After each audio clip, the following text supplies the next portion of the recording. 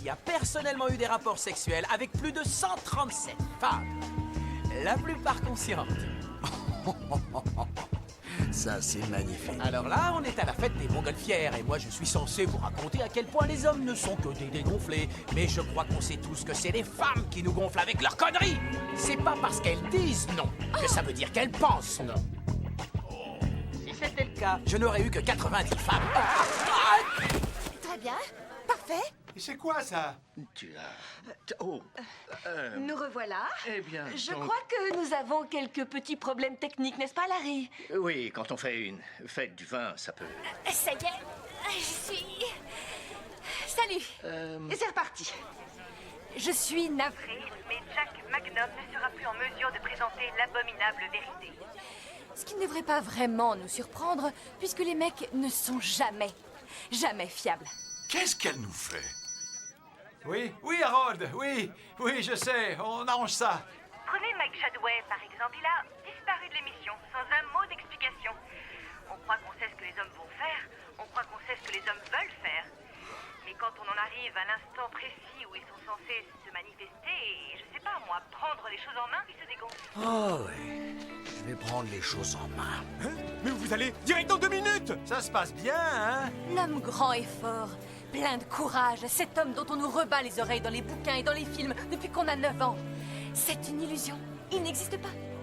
Les mecs ne sont pas forts, les mecs ne sont pas courageux, les mecs ont peur. Ça fait partie de l'émission, c'est une sorte d'humour au 3e degré sur ce qu'on fait.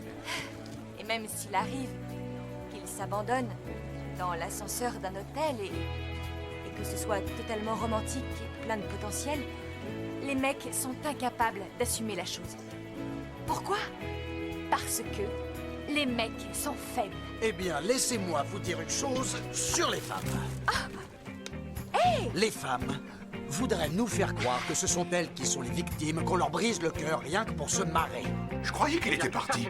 Ah, vous voyez, Bob, je vous l'avais dit qu'on le récupérerait. Elles disent qu'elles veulent le grand amour, mais tout ce qu'elles veulent, c'est une checklist.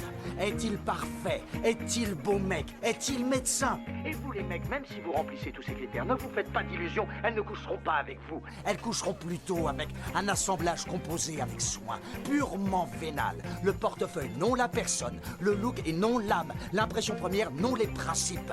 Aucun geste, si romantique ou authentique soit-il, ne pourra jamais peser plus lourd dans la balance qu'un CV prestigieux. Tout ceci Voilà. venant d'un homme qui n'a jamais fait de geste autre que celui-là.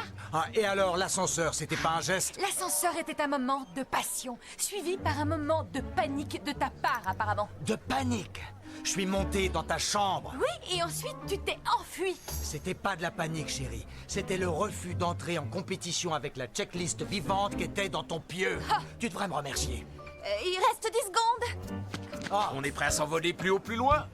je pense que c'est clair pour vous. C'est l'abominable vérité. Une fille en chaleur pour 2 mecs va toujours choisir celui qui a le CV le plus brillant. Ça, c'est de la connerie.